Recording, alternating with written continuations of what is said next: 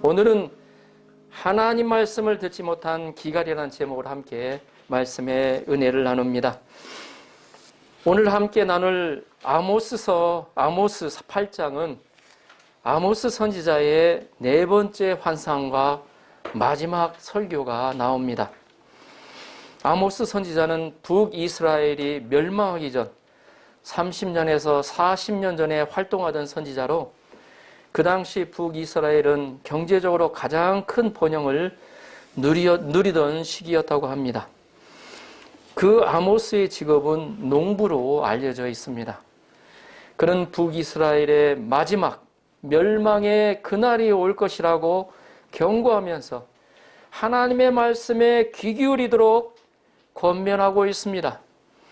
우리는 이런 심판의 날에 사람들에게 가장 필요한 것은 바로 하나님의 말씀이라는 것을 배울 수 있습니다. 이 시간 말씀을 듣는 영적인 눈과 귀를 열어주시도록 축복하며 기도합니다. 아멘. 7절을 보십시오. 7절 한 목소리로 같이 한번 읽어볼까요? 7절 시작. 여호와께서 야곱의 영광을 두고 맹세하시되 내가 그들의 모든 잊지 아니하리라 하셨나니, 하나님은 야곱의 영광을 두고 맹세하신다고 하십니다. 야곱의 영광은 영원 불멸하셔서 맹세의 근거가 되시는 하나님 자신을 가리키고 있습니다. 하나님께서는 악인의 하는 짓을 하나하나 절대로 잊지 않으시고 기억하고 계신다는 것입니다. 그들의 모든 행위를 절대로 잊지 않겠다는 하나님의 이름을 걸고 자신의 의지의 표현인 것입니다. 그러면 하나님이 잊지 않으시겠다는 그들의 행위가 무엇입니까? 가난하고 힘없는 자들을 착취하고 망하게 하는 것입니다. 자, 오늘 본문 앞에 있는 8장 4절에서 6절을 보십시오. 구체적으로 열거가 되어 있습니다. 자, 8장 4절에서 6절까지 같이 한번 읽어보겠습니다. 시작. 가난한 자를 삼키며 땅에 힘없는 자를 망하게 하는 자들아, 이 말을 들으라. 너희가 이르기를 월삭이 언제 지나서 우리가 곡식을 팔며 안식일이 언제 지나서 우리가 밀을 내게 할꼬, 에바를 작게 하고 세계를 크게 하여 거짓 저울로 속이며 은으로 힘없는 자를 사며 신한 켤레로 가난한 자를 사며 찌꺼기 밀을 팔자 하는도다. 아멘. 예, 성경의 구약 성경을 쭉 읽다 보면 하나님이 꼭 강조해서 하시는 말씀이 있어요. 고아와 가부를 배려하고 돌보라는 말씀이에요. 이 고아와 가부는 성경에서 보면 가장 연약한 자, 가난한 자를 상징을 합니다. 그래서 예수님도 그러시잖아요. 보면 비유를 하실 때 나에게 어때요? 예수님의 이름으로 물 한 잔을 주는 자를 하나님 어때요? 기억하고 계시잖아요. 그 비유를 통해 말씀하시잖아요. 마찬가지로 내가 예수님의 이름으로 연약한 자, 가난한 자를 어때요? 배려하고 그들을 어때요? 돌볼 때 하나님이 기억하신다는 거예요. 그와 반대로 그러한 자를 무시하고 그런 자를 못되게 굴고 그런 자를 어때요? 사기치고 등쳐먹는 것을 하나님이 가장 싫어하십니다.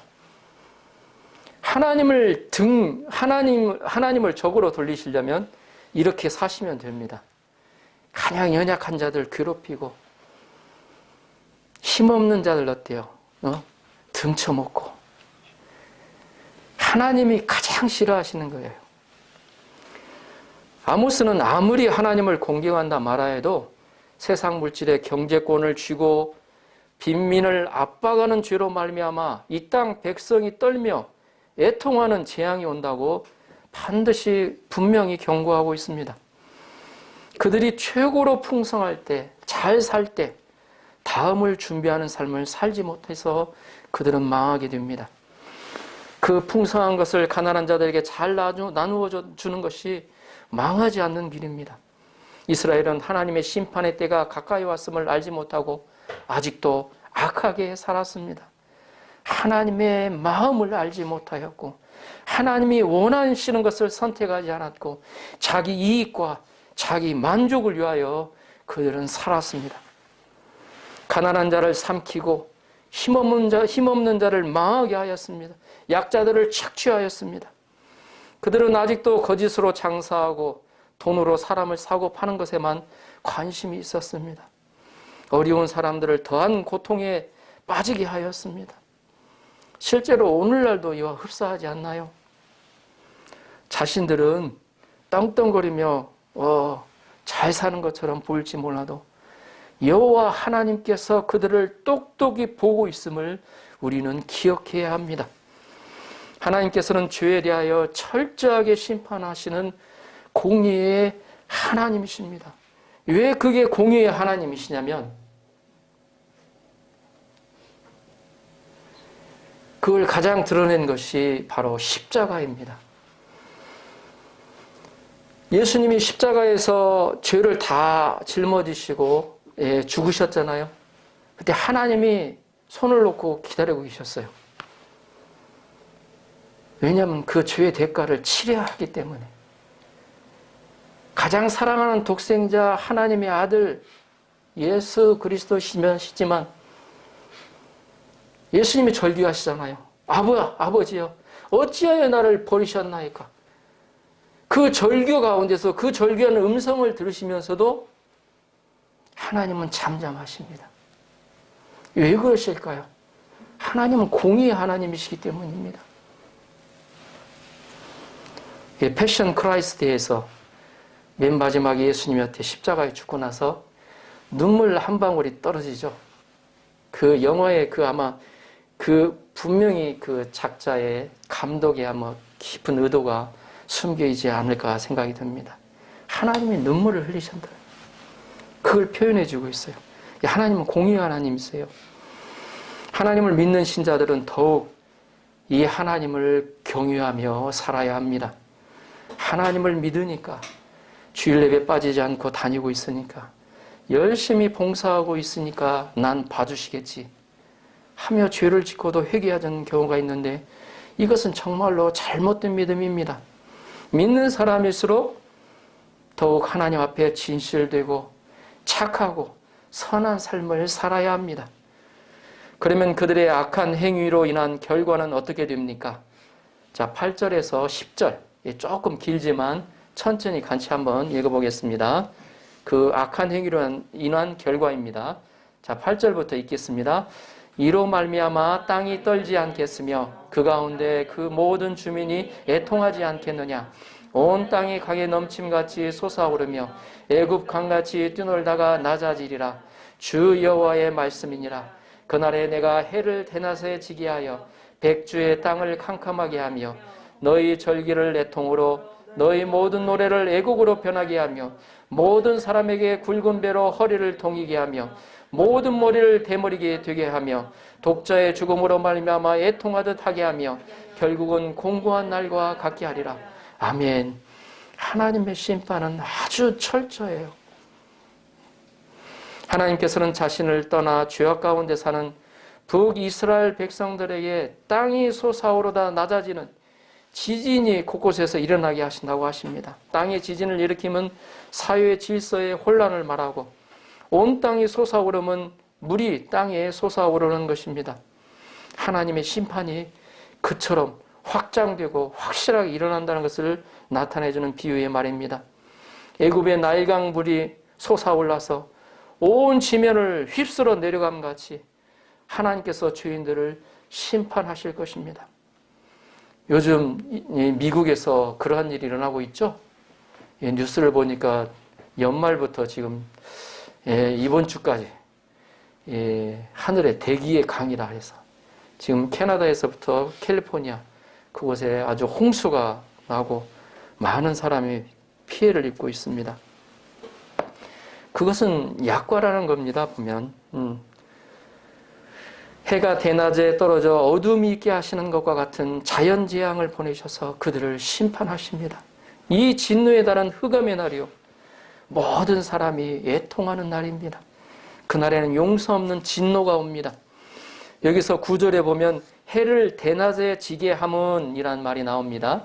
이것은 이스라엘 번영의 절정 때에 북이스라엘의 베가 왕이 당할 갑작스런 죽음을 은유적으로 예언하고 있습니다. 대낮은 가장 위험이 적은 시간으로 행복을 상징합니다. 그러나 갑자기 밤중과 같은 불안의 때가 온다는 것입니다. 본문은 이러한 진노와 재앙의 주체가 하나님이심을 분명히 밝히고 있습니다. 하나님이심을 분명히 밝히고 있어요.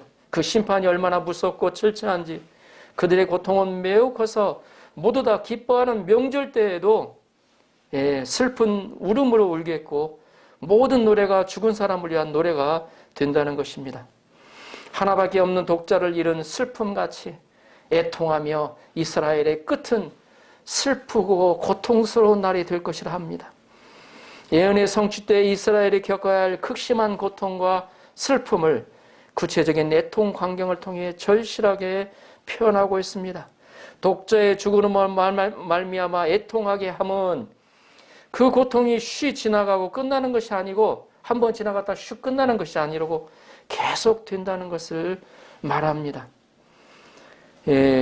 지금 국정조사가 일어나고 있죠. 한국에서 158명 사상자에 대한 그 부모님들의 그 절규, 마음 볼 때마다 마음이 너무 아프더라고요. 보면 이 아들을 잃은 엄마의, 아버지들의 그 아픔들, 하나님을 떠나서 물질적인 풍요 속에서 죄악 가운데 산 이스라엘의 끝은 매우 비참한 것입니다.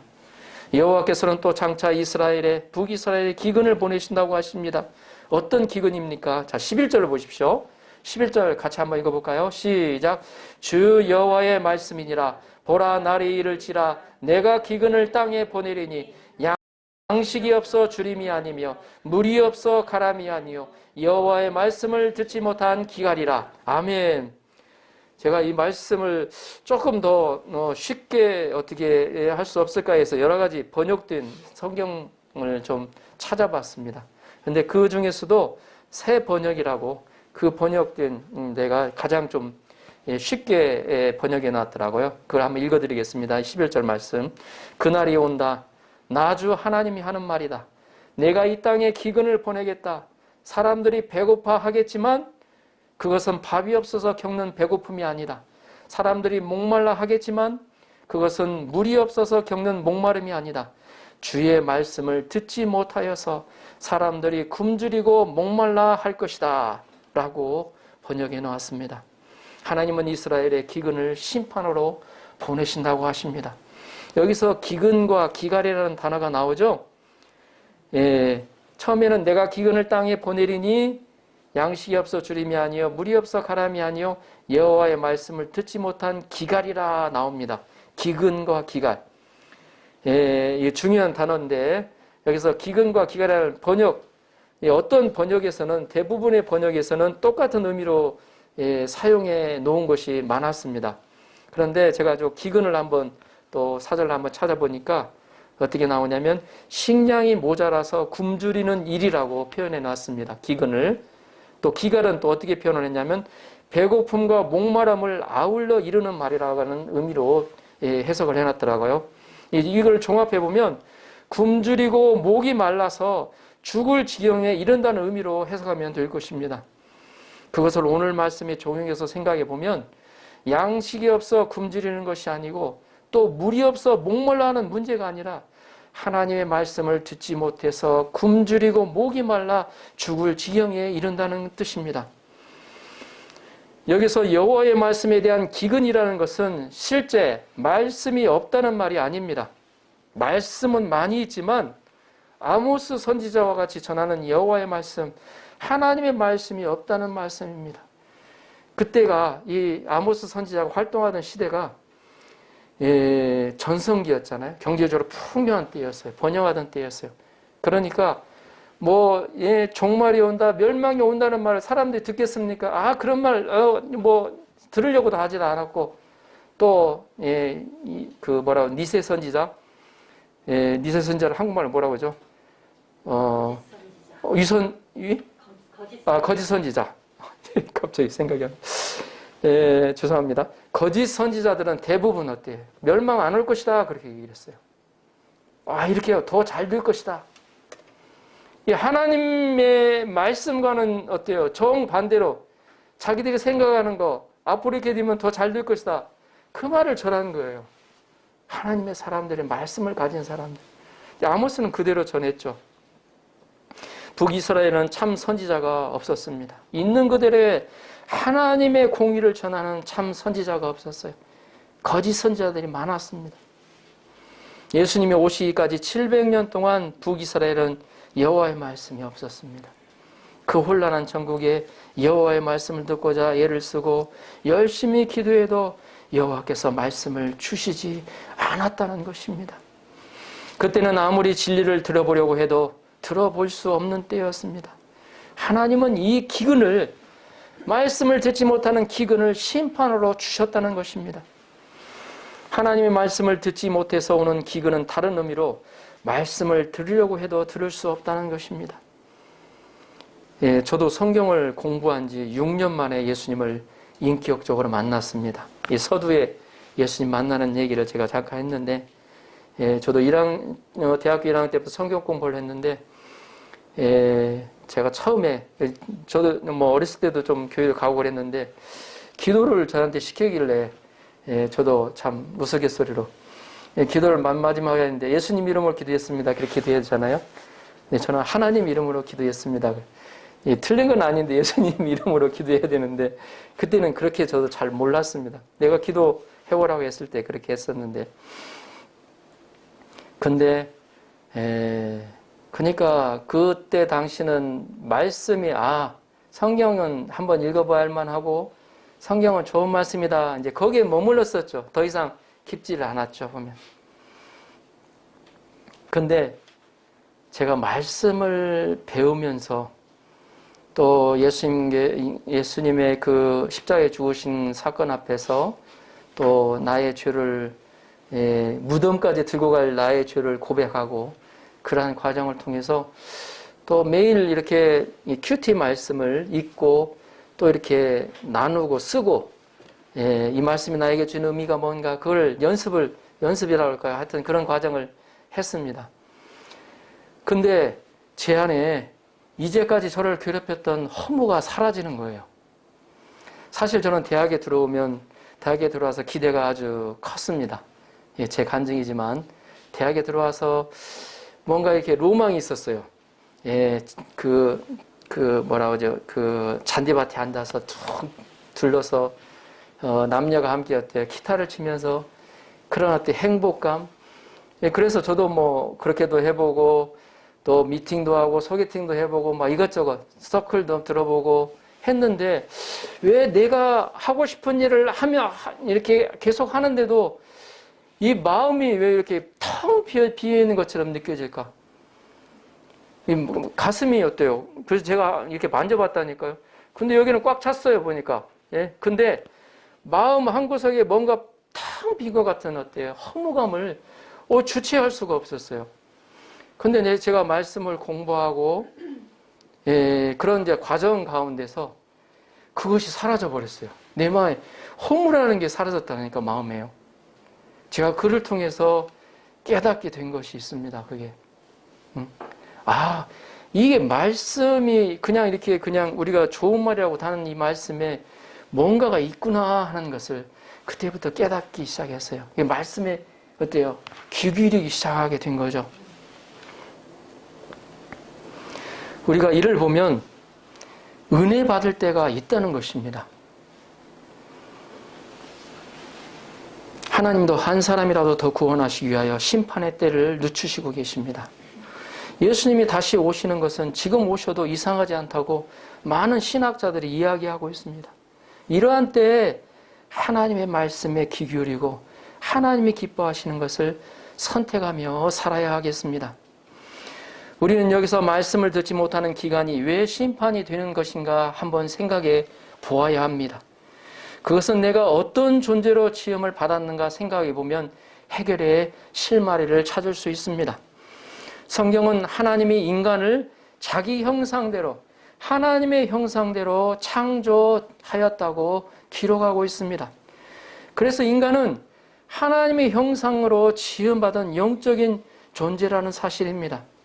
그리고 또 한 가지 생각해야 할 것은 인간은 하나님의 말씀 없이는 살 수 없는 존재로 지음을 받았다는 것이에요. 우리가 이걸 잘 알 수 있는 게 어떤 것이냐면 왠지 예배에 가면 내 마음이 편안할지, 마음에 평안이 온다 할지, 하나님과 어때요? 뭔가 가까이 하면 할수록 내 안에 어때요? 위로가 오고 알 수 없는 뭔가 어때요? 힘이 느껴진다는 그걸 어때요? 느끼는 그런 어때요? 것이 될 것입니다. 우리 창세기 2장에서는 하나님이 땅의 흙으로 사람을 지으시고 그 코를 생기에 불어넣으시니 사람이 살아있는 영혼의 소유자가 되었다고 구체적으로 기록하고 있습니다. 우리 그 말씀을 화면을 통해서 같이 한번 읽어보겠습니다. 예, 먼저 창세기 1장 27절. 창세기 1장 안 나오나? 없습니까? 예, 우리 성경책으로 한번 찾아볼까요? 자, 창세기 1장은 창세기는 맨 앞에 있죠?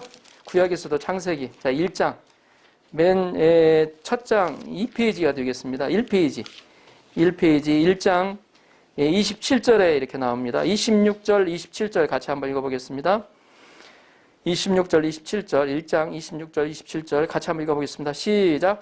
하나님이 이르시되 우리의 형상을 따라 우리의 모양대로 우리가 사람을 만들고 그들로 바다의 물고기와 하늘의 새와 가축과 온 땅과 땅에 기는 모든 것을 다스리게 하자 하시고 하나님이 자기 형상 곧 하나님의 형상대로 사람을 창조하시되 남자와 여자를 창조하시고 아멘. 26절은 하나님의 계획입니다. 이렇게 하겠다라고 계획하시고 27절에 실제로 자기 형상대로 창조하시는 내용을 기록하고 있습니다. 자, 그 다음 옆에 2장 7절 같이 한번 읽어볼까요? 2장 7절 같이 한번 읽어보겠습니다. 시작. 여호와 하나님이 땅의 흙으로 사람을 지으시고 생기를 그 코에 불어넣으시니 사람이 생명이 되니라. 여기서 생명은 살아있는 영혼의 소유자라는 뜻입니다. 하나님의 창조물 중에서 하나님의 형상으로 창조된 것은 인간뿐입니다. 지금 이 세상에 있는 창조물 중에서 그 어느 것도 하나님의 형상으로 지어진 것이 없어요. 인간뿐이에요. 사람뿐이에요. 그만큼 사람이 그만큼 특권을 가지고 태어났다는 것입니다. 그래서 인간은 특별하고 존엄한 존재인 것입니다. 성 어거스틴은 이런 말을 했습니다. 인간은 이 세상에 있는 어떤 것으로도 채워지지 않는 마음의 빈 공간이 있다. 그 공간은 오직 하나님으로만 채워줄 수 있다. 다시 한번 얘기하겠습니다.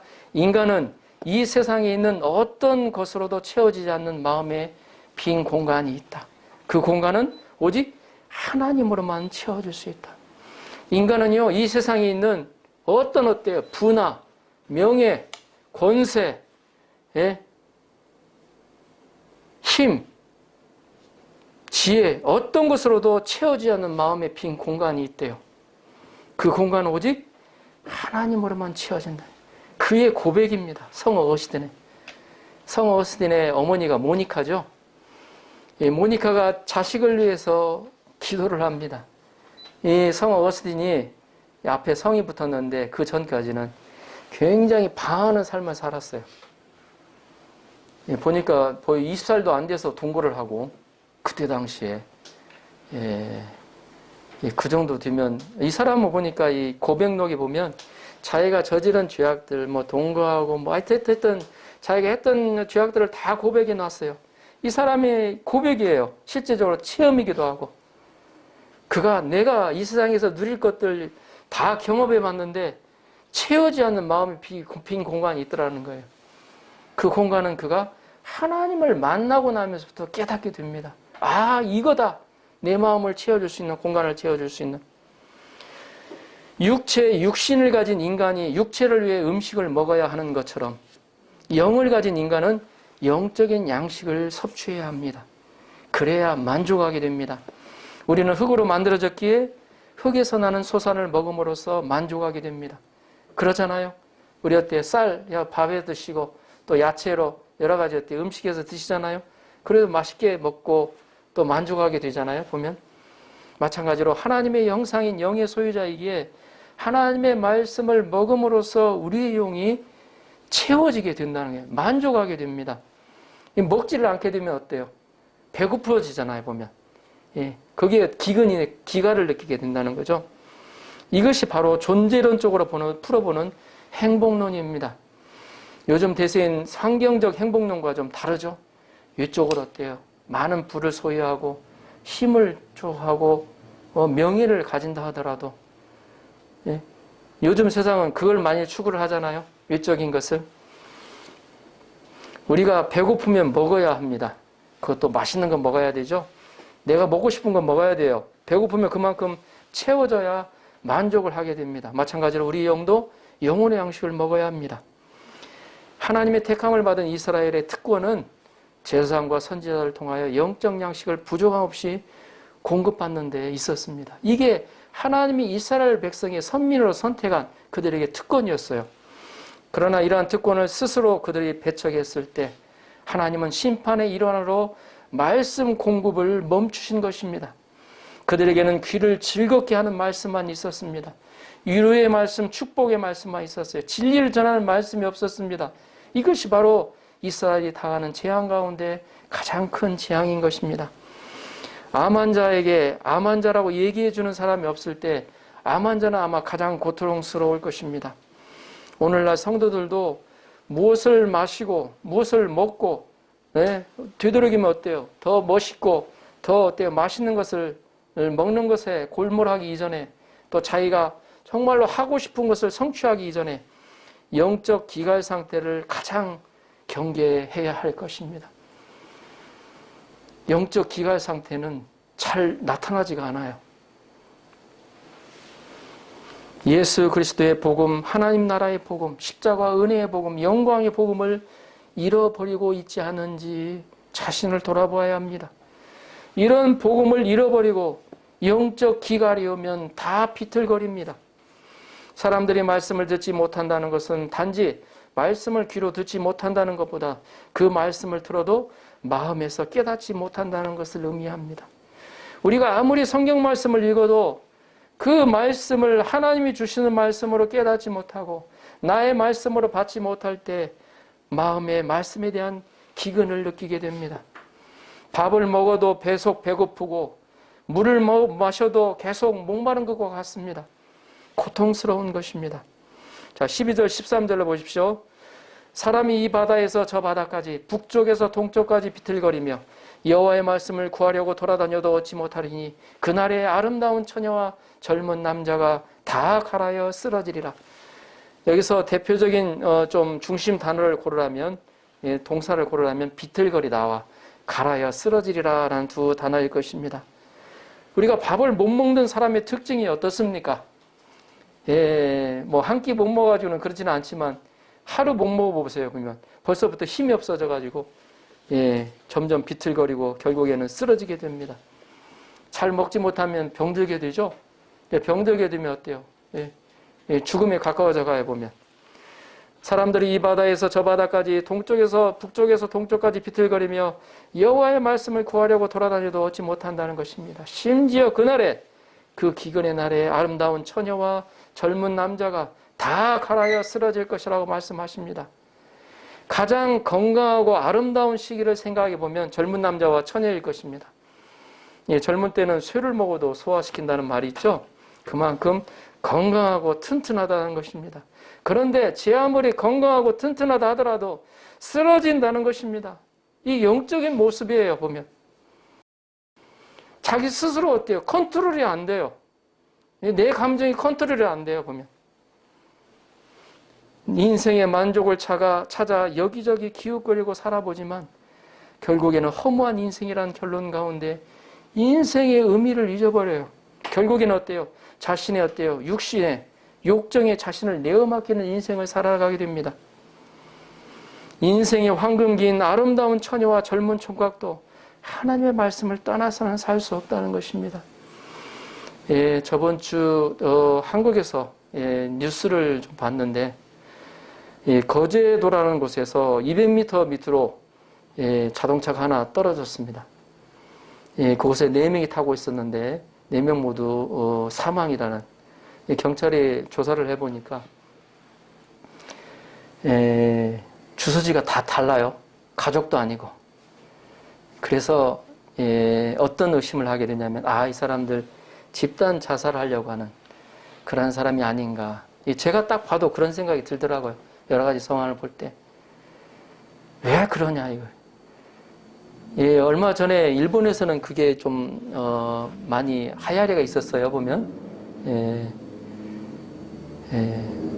그 자살 사이트가 있어가지고 거기서 이제 사람들이 모여가지고 어디로 가서, 일본에서는 주로 이제 그 안에 부탄가스 피워놓고 그냥 같이 집단 자살하는 것을 많이 가끔 가다가 나왔는데, 요즘에는 좀 뜸한 것 같아요, 보면.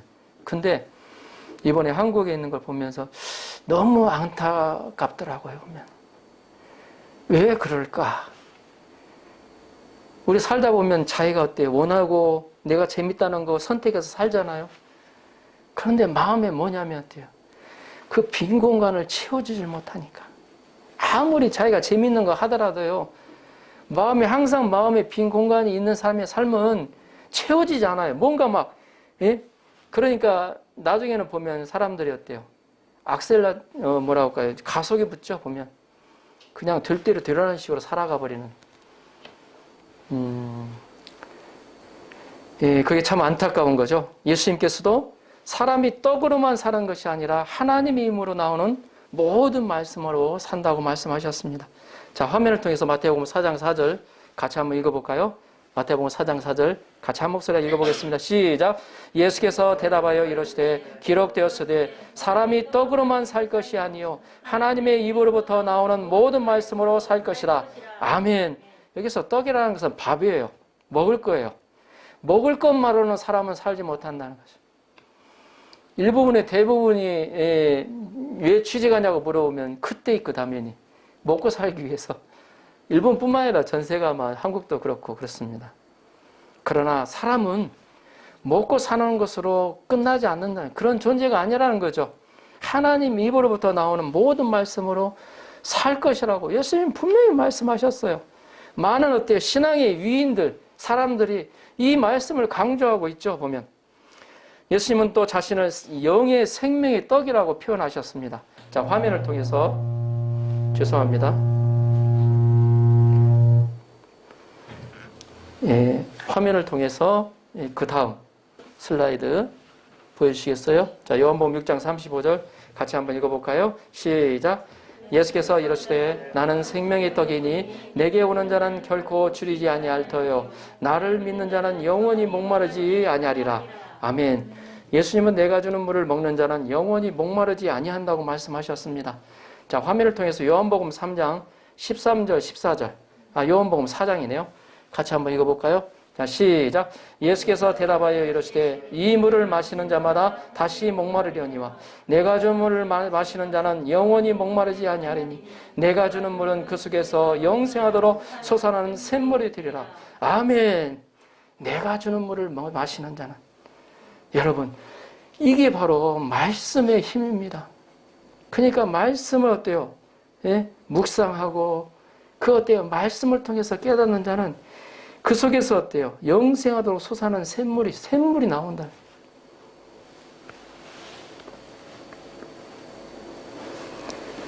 이런 말씀도 하나님께서 그 마음에 말씀을 주시지 않으면 아무리 찾아다녀도 하나님의 말씀을 찾지 못하게 되는 것입니다. 하나님은 하나님을 찾고 그 뜻을 구하지 않는 자에게 하나님의 말씀을 주시지 않습니다. 들리지도 않아요. 주파수가 맞춰지지 않기 때문에 들리지도 않습니다. 저는 김주영 우리 박사님이 교회를 찾았다는 이야기를 들었습니다. 그래서 저희 교회를 인터넷에서 봤는데 어딘가 잘 몰라서 저 미나미 요노역 근처까지 가서 그거 찾았다고 합니다. 이야기를 들었습니다. 그래서 저는 그 이야기를 듣고 하나님이 정말로 우리 김 박사님의 마음을 축복하시겠구나. 저렇게 갈급하시는구나. 저기 우리가 갈급하더라도 찾는 사람이 있고 찾지 않는 사람이 있어요. 예, 찾는 사람 정말로 지혜로운 사람이죠. 예, 찾지 않는 사람은 어때요? 아, 이때가 좀 지나면 사라지리라 그 생각하면서 그냥 지나가고 그러는데, 근데 이때가 어떻게 보면 어때요? 하나님이 나를 사랑하셔서 다시 부르시는 시기가 아닌가 하는 생각이 들어요. 보면 하나님은 사랑하시는 자를 반드시 그대로 놔두시지 않으시거든요. 뭔가 사건을 통해서 하나님께 부르셔요. 응? 하나님은 이런 약속의 말씀을 주셨습니다. 에레미야 29장 12절 13절 너는 내게 부르짖으며 내게 와서 기도하면 내가 너희들의 기도를 들을 것이요 너희가 온 마음으로 나를 구하면 나를 찾을 것이요 나를 만나리라. 아멘. 하나님의 말씀을 듣고 사모하는 자들에게 주님은 이런 약속을 주셨습니다. 이사야 40장 28절에서 31절입니다. 너는 알지 못하느냐 듣지 못하느냐 영원하신 하나님 여호와 땅끝까지 창조하신 이는 피곤하지 않으시며 곤비하지 않으시며 명철이 한이 없으시며 피곤한 자에게는 능력을 주시며 무능한 자에게는 힘을 더하시나니 손인이라도 피곤하며 곤비하며 장정이라도 넘어지며 쓰러지되 오직 여호와를 앙망하는 자는 새 힘을 얻으리니 독수리가 날개치며 올라감과 같을 것이요 다른 박질하여도 곤비하지 아니하겠고 걸어가도 피곤하지 아니하리로다. 아멘. 이 독수리의 그 올라가는 속도가 정확히는 잘 모르겠습니다. 근데 내려오는 속도를 예전에 한번 제가 찾아본 적이 있었는데 325km 시속 그렇게 된다고 합니다. 이 내려오는 속도가. 그게 얼마나 빠릅니까? 응? 그 빠를 정도로 그렇게 막 사람이 힘이 있으면 빠릇빠릇해지거든요. 힘이 없으면 어땠으면 느릿느릿해져요. 보면 어쩔 수가 없어요. 보면 이와 같이 아모스의 메시지는 이스라엘이나 유다뿐만 아니라 하나님의 말씀을 멸시하고 하나님보다도 다른 것을 더 사랑하는 모든 족속에게 하나님의 영원한 심판이 있음을 깨우쳐 줍니다. 예, 마무리하겠습니다. 오늘은 하나님의 말씀을 듣지 못한 기갈이라는 제목으로 함께 말씀의 은혜를 나누었습니다. 오늘날의 시대는 인류의 문명이 가장 꽃피었을 정도로 눈부시게 발전하고 발달하였습니다. 그러나 사람들은 진정으로 행복을 누린다고 행복하다고 생각할까요? 이기기 위하여 서로 경쟁해야 되고 승자가 되기 위해 다른 사람을 짓밟고 올라서야 합니다. 많이 가진 사람들은 더 많이 가지기 위해서 덜 가진 사람들과 약자들을 속이고 자기의 이익을 챙깁니다. 어찌 보면 북이스라엘의 멸망 이전 그들의 모습이 지금 우리들의 사회의 모습과 흡사하지 않나요? 약자와 소외된 자를 돌보시기를 원하시는 하나님의 마음을 무시하고 자기 출세, 자기만을 위하여 살고는 있지는 않은지요. 이런 시대 가운데 우리가 진정으로 붙들어야 하는 것은 하나님의 말씀입니다. 그리고 하나님께서 주시는 말씀을 나에게 주시는 말씀으로 받는 자세가 필요합니다. 아무리 많은 말씀을 듣는다 해도 나에게 주시는 말씀으로 받지 못하면 소용이 없습니다. 우리 인간은 육체가 있는 존재가 아니라 육체만 있는 존재가 아니라 영적인 존재이기도 합니다. 더욱이 하나님 믿는 자들은 하나님의 말씀이 계속해서 공급되지 않으면 영적인 기근을 더 심하게 느끼고 말씀을 받지 못하면 육신은 살았지만 영은 죽게 될 것입니다. 오직 하나님의 말씀만이 우리의 영을 살리는 양식이 됩니다. 아멘.